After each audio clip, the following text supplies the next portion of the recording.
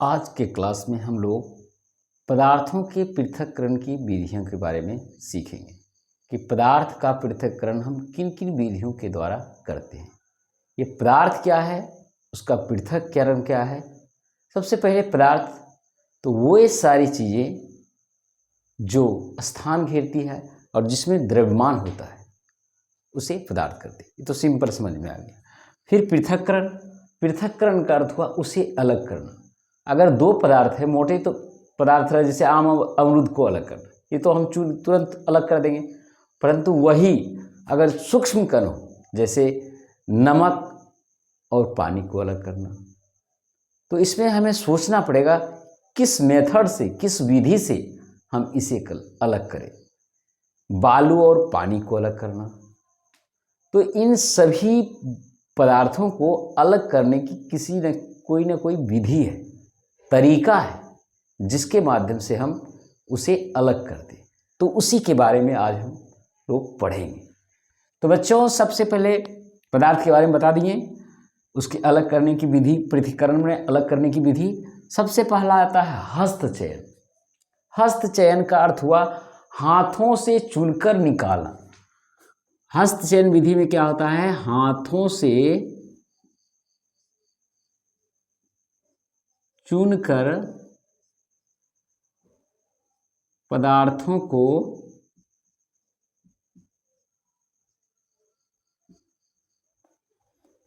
को अलग करना।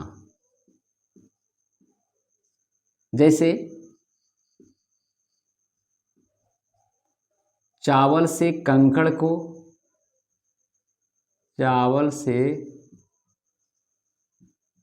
कंकड़ को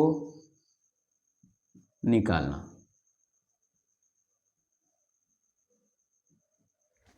और भी बहुत सारे उदाहरण हैं। दूसरा है थ्रेसिंग। तो थ्रेसिंग का अर्थ हम सब समझ जाते हैं कि थ्रेसर मशीन में गेहूं को अलग करना। नहीं, थ्रेसिंग का अर्थ होता है डंडियों से अनाज के पृथक्करण करने की विधि। डंडियों से अनाज को पृथक करने की विधि, अर्थात डंडियों से अनाज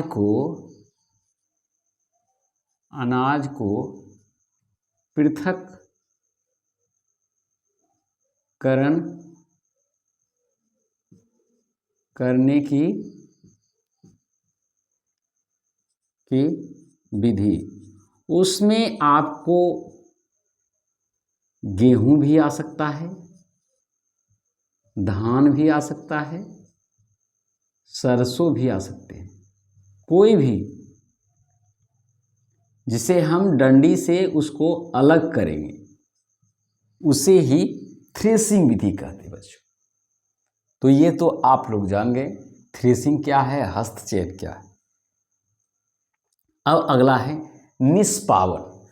ये निष्पावन क्या होता है, तो निष्पावन में पवनों या वायु के द्वारा मिश्रण से भारी एवं हल्के अवयवों को पृथक करना।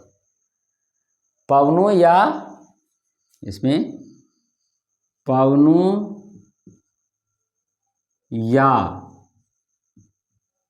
वायु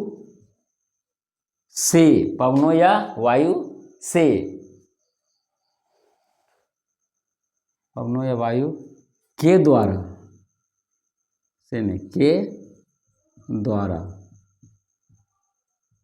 भारी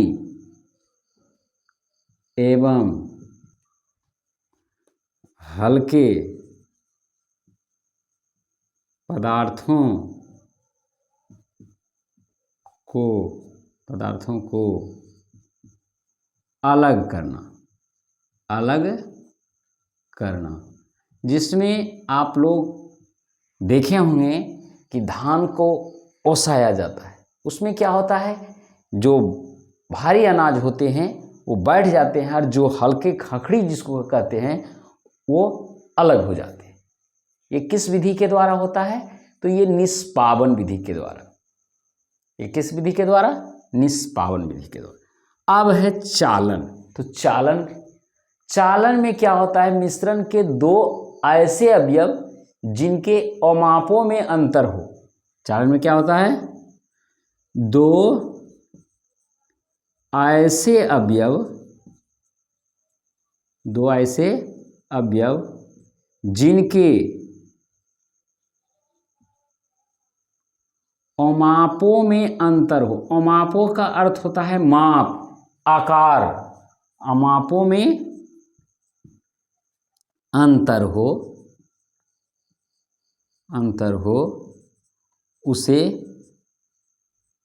अलग करना।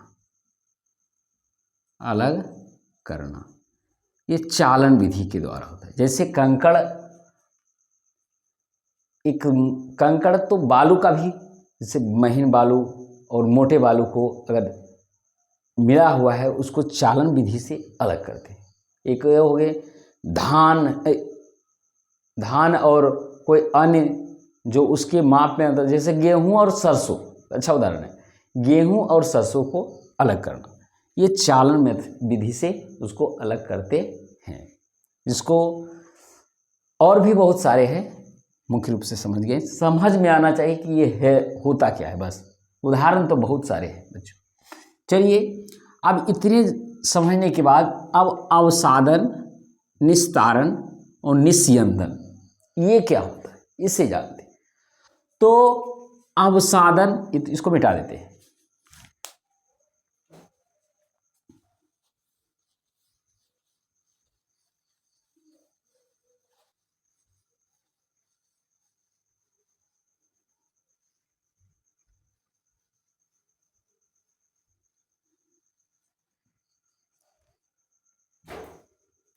अवसादन, निस्तारण, निस्यंदन, इस तीनों को समझते हैं। तो अवसादन, जैसे कोई ग्लास में एक गिलास लेते हैं और उस गिलास में कोई गंदा पानी लेते हैं, जैसे कि तालाब का ही पानी जो गंदा मिला हुआ, कीचड़ उचड़ मिला हुआ, उसको लेते हैं। एक गिलास है और इसमें हम लोग गंदे पानी को ले लिए। अब ये क्या होता है कि इसमें जो कीचड़ होते हैं वो यहाँ पर जम गए, यहाँ पर बैठ गए, यहाँ तक ऊपर का पानी स्वच्छ रह गया। ये जो बैठ गए इसी को अवसादन कहते हैं। इसी को क्या कहें, अवसादन। और उसके बाद इस साफ फल को किसी ना किसी गिलास में हम इसको निकाल लें। इस गिलास में इस जल को हम, जो साफ पानी था उसको निकालें, उस जल को इसमें भर दें। तो ये अगला प्रोसेस जो हुआ उसको निस्यंदन कहते हैं। जो फिर भी कुछ ना कुछ तो बच ही जाएगा, लास्ट में जो बचा है उसे किसी का माध्यम से हम छान के जो अलग कर लिए, ये तीसरा मेथड जो हुआ उसको निस्यंदन कहते हैं। इसका सबसे अच्छा उदाहरण है चाय। जब हम लोग चाय बनाते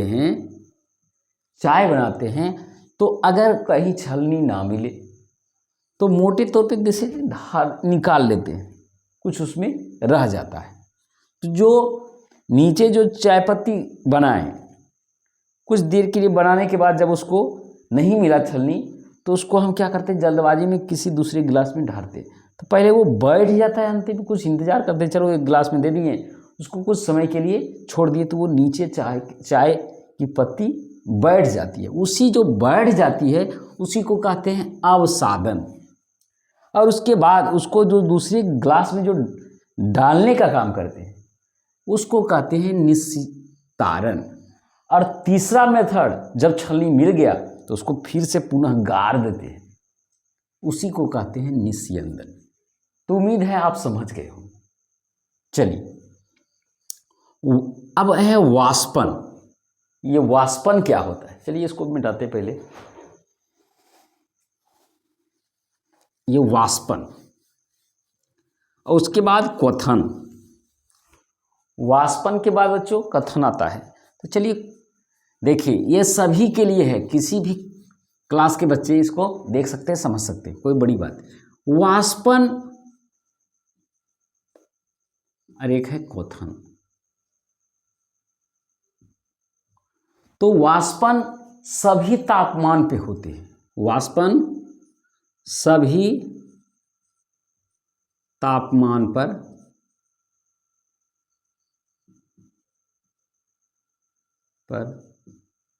होते हैं,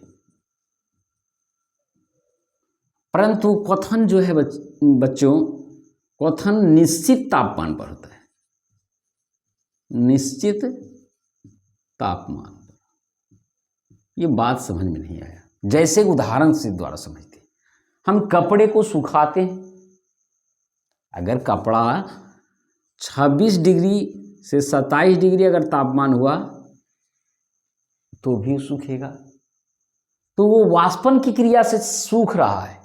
ऐसे थोड़ा है कि वो अब ये 100 डिग्री होगा तो ही वो सूखेगा, नहीं, 100 डिग्री की बात होती है क्वथन में। जब भी 100 डिग्री सेल्सियस जाएगा तभी वो क्या होगा, खौलेगा, उबलेगा, यही क्वथन होता है। क्वथन में निश्चित तापमान होता है, उससे पहले वो खोलने का काम नहीं होगा। और वाष्पन में क्या होता है, ये भी भाप के रूप में, दोनों का काम है एक से दूसरे पदार्थ में बदलना, जैसे वाष्पन के माध्यम से भी और क्वथन के माध्यम से। द्रव्य से वाष्प में बदलना, ये दोनों माध्यम से होता है, क्वथन से भी और वाष्पन से ही, परंतु वाष्पन सभी तापमान पर संभव है और क्वथन निश्चित तापमान पर संभव है, यही अंतर है। जैसे कपड़े का सूखना या तो 26 डिग्री हो, 27 डिग्री हो, 28, 29, 30, जितना भी हो वो सूखने का काम होते रहेगा। वाष्प के माध्यम से वो द्रव निकलेंगे और हवा में चले। ये वाष्पन और क्वथन के बारे में भी सीख गए। अब संघनन हो गया। ये संघनन क्या होता है, तो संघनन के माध्यम से ही वर्षा होती है, संघनन के माध्यम से ही वर्षा होती है। ये संघनन, जब कोई पदार्थ, ये जब कोई द्रव्यमान, जल क्या होता है, जैसे जल है, यहाँ तालाब में जल है, सूर्य है, सूर्य की रोशनी से